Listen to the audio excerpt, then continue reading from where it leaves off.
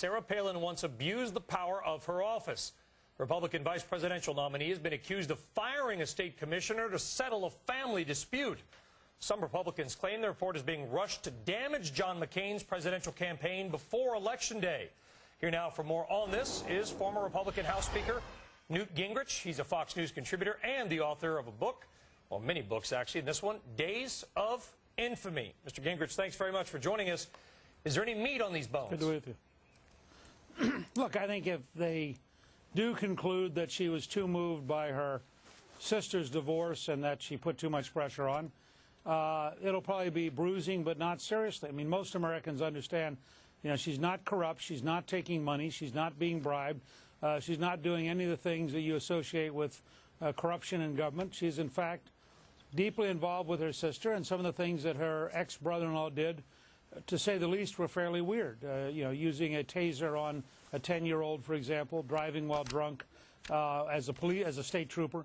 So I think, on balance, it'll turn out to be a family feud, and the worst that'll happen is people will say that she reacted more than she should have. The case she makes, and the case that was made for her by others, is that, in fact, Monahan left his job because they had a big fight over budgets, and that was the precipitating cause, and that she offered him a different job, which he turned down. Well, Governor Palin has responded to this, and here's what she had to say.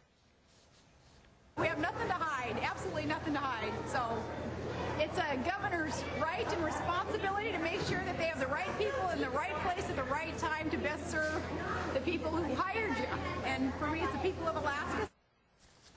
Is there anything to hide? Do you believe that? And do you think that... Well, look. Go ahead.